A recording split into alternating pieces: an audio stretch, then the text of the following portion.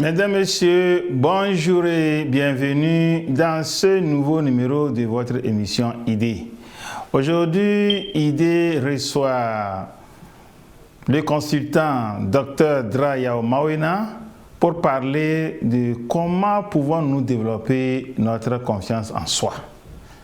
Comment développer sa confiance en soi? Voilà les thèmes sur lesquels nous allons épiloguer, mon invité que vous connaissez très bien et moi. Docteur Drayao Mawena, bonjour et bienvenue dans ce numéro de Idées. Bonjour Monsieur Condon. Disons que ça fait toujours plaisir de venir dans cette émission. Merci. Et à tous les téléspectateurs, je voudrais leur dire que cette émission ne pourra que leur faire du bien.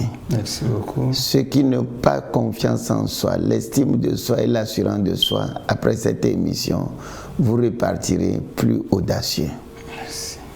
Merci beaucoup. Et comme vous l'avez très bien dit, nous allons chercher à voir comment un individu peut développer la confiance en soi. D'abord, la confiance en soi, c'est quoi? La confiance en soi, cette capacité que vous avez en vous-même, c'est-à-dire le sentiment que vous ressentez en disant que je suis capable. C'est un peu différent du mot estime de soi. L'estime de soi, c'est l'amour. Et je vais partir de là pour expliquer ce thème de la mythologie grecque, le narcissisme. Narcisse, dans la mythologie grecque, s'aimait beaucoup. Un jour, il se mirait dans l'eau d'un puits. Et à un moment donné, parce qu'il aimait son semblable dans le puits, il voudrait aller chez celui qui lui ressemblait si tant. Et il sauta dans le puits. Là, par exemple, on dira que Narcisse s'aime beaucoup jusqu'à avoir unique ami lui-même. D'où l'expression narcissisme, qui veut tout simplement dire surestime de soi. Alors, vous prenez la confiance en soi qui dit que je suis capable. Ça a un prérequis. Celui qui ne s'aime pas ne peut jamais développer la confiance en soi. Donc, celui qui ne s'aime pas, c'est s'aimer parce que vous avez un très bon physique ou bien s'aimer parce que vous avez des très bons talents? Disons que tout est dedans. J'aime mon physique, j'aime mon mental, le côté intellectuel. J'aime mon côté spirituel. Tout ce qui est en moi comme un homme, je l'aime. Et je m'explique. Je suis de teint noir. Je l'aime beaucoup parce que je suis de teint noir. Je m'estime heureux quand je me vois dans le miroir. Mais si je suis de teint noir, mais je veux être clair. Si je vois les hommes de teint clair, je dis, je veux être comme celui-là. Déjà, je n'ai pas l'estime de soi parce que je commence par aimer ce qu'une autre personne a, plus que ce que j'ai. Tu peux aimer ce que quelqu'un a, mais si tu l'aimes plus que ce que tu as, ça devient un vice. Donc, vous prenez le côté mental. Tout le monde n'a pas les mêmes connaissances. Vous êtes très bien en médias. Je suis très bien dans mon métier de pasteur. Et dès que je commence à aimer plus votre travail, plus que ce que je fais, j'ai un problème. Donc, ça prend aussi des valeurs intrinsèques. La vision dans la vie. Quelqu'un dit qu'il est entrepreneur et que vous êtes journaliste. Vous aimez plus son travail d'entrepreneur plus que votre métier de journalisme. Donc, vous avez un problème. Prenons maintenant la question que vous avez posée en termes de vision. Nous sommes venus dans la vie avec des visions différentes. Quelqu'un, à cause de son destin, veut devenir un jour un grand cinéaste. Toi, tu veux devenir le meilleur journaliste. Mais chaque fois que vous voyez celui-là dans son métier de cinéma, vous l'enviez. Vous allez voir que vous avez un problème. Vous n'aimez pas ce que vous avez en vous. Vous aimez plus ce que les autres ont. J'ai débuté par le physique. Je suis arrivé dans le mental, au niveau cognitif et au niveau vision. Maintenant, continuons toujours. L'amour envers les gens, le côté émotionnel, le côté cœur du mental. Votre coefficient sentimental vis-à-vis de vous-même d'abord et vis-à-vis d'autrui. Est-ce que vous aimez les gens ou bien vous haïssez les gens? En présence d'une tierce personne, vous paniquez. Vous n'avez pas un sentiment d'estime avec quelqu'un parce que d'abord vous ne vous aimez pas. Tout le temps vous développez la haine envers les autres. Pourquoi? Vous devenez tout de suite protecteur. Et les gens, là, nous les appelons que c'est des gens qui sont très narcissiques. C'est-à-dire qu'ils s'aiment à telle enseigne qu'ils ne veulent aimer personne. Donc, ça c'est du niveau social. Et maintenant, prenons le niveau spirituel. Vous n'avez pas de l'estime pour votre religion, par exemple. Toutes les valeurs que vous cultivez, vous les détestez. Les valeurs que les parents ont mis en vous, valeurs d'honnêteté, vous n'aimez pas ça. Les valeurs que l'Église a mis en vous, vous n'aimez pas ça. Vous aimez plus les valeurs médiocres, les valeurs de vol, les valeurs de corruption, plus que les valeurs religieuses. Vous allez voir que vous allez perdre l'estime de soi. Parce que votre conscience n'a pas été créée par le Créateur pour être corrompue ou bien pour faire toujours ce qui ne va pas. Votre conscience a été élaborée pour, je crois de tout mon cœur, aller vers ce qui est bon, ce qui est vertueux.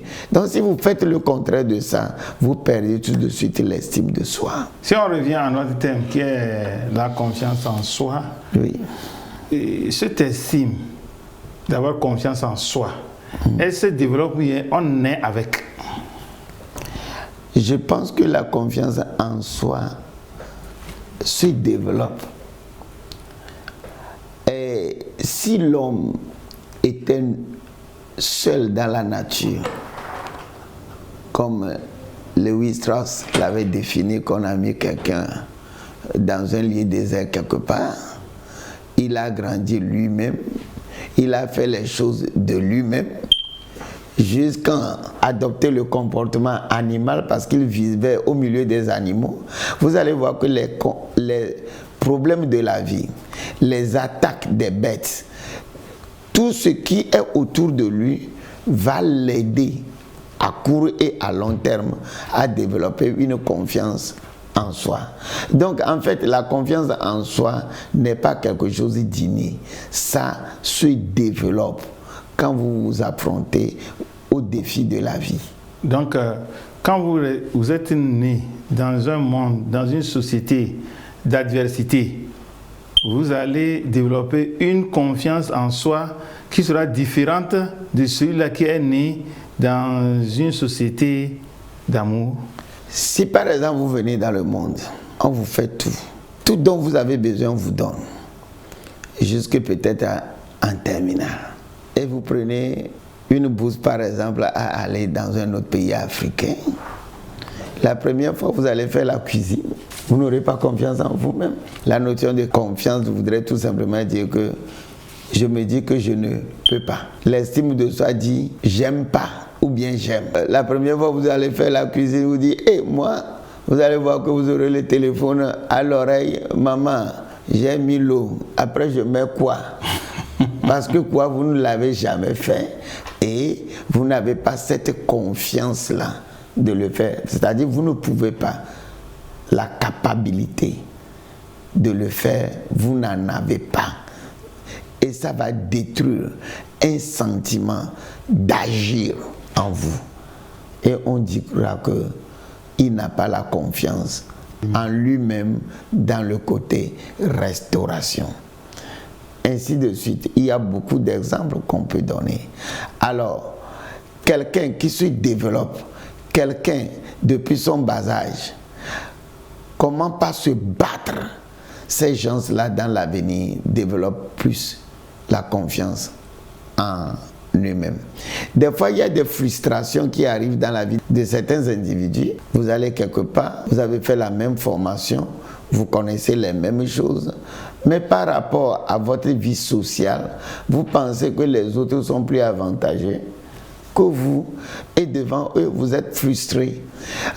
Ça peut arriver dans les milieux de travail, dans la fonction publique comme dans d'autres fonctions, quelqu'un qui est avantagé socialement, et vous venez de la ferme quelque part, mais aussi avec des diplômes, et quelqu'un vient de Harvard avec les mêmes diplômes.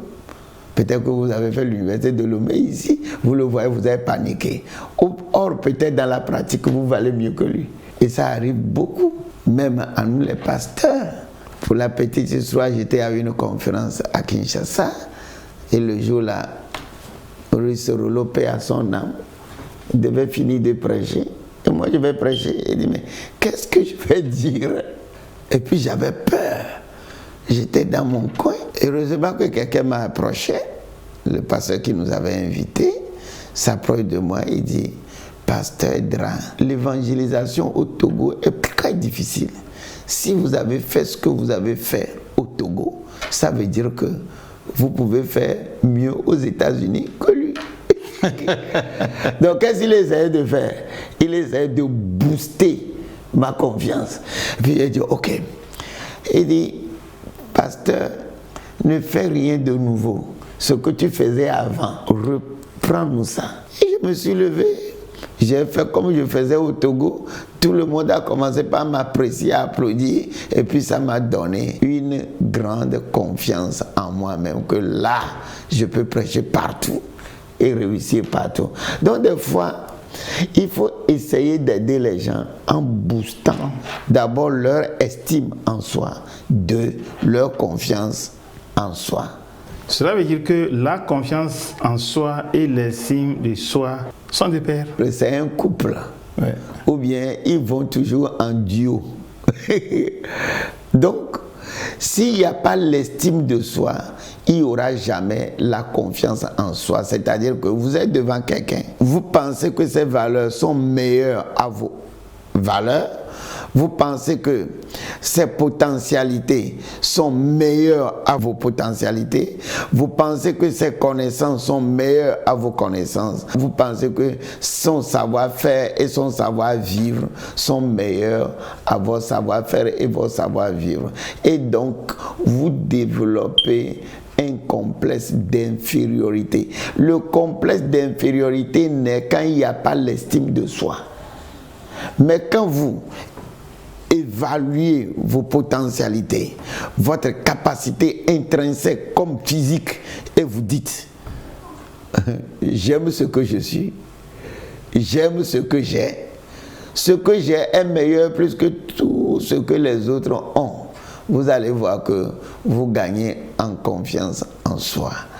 Et cette confiance en soi-là, c'est l'unique chose qui peut vous amener loin dans la vie. Donc, première chose, l'estime de soi. Ce que j'ai, personne ne l'a. Ce que je peux faire, personne ne peut le faire comme moi. Où je peux aller, personne ne peut aller là-bas. Je peux aller même au bout du monde avec ce que j'ai en moi. On appelle cela l'estime de soi. Et dès que vous raisonnez comme ça, j'aime, vous êtes fier de ce que vous avez, parce que vous aimez ce que vous avez. Vous vous dites maintenant que je suis capable de faire ce que personne n'a fait. Je suis capable d'aller là où personne ne puisse aller. Je peux même posséder le monde. Le monde est mon chantier. Oui. Comme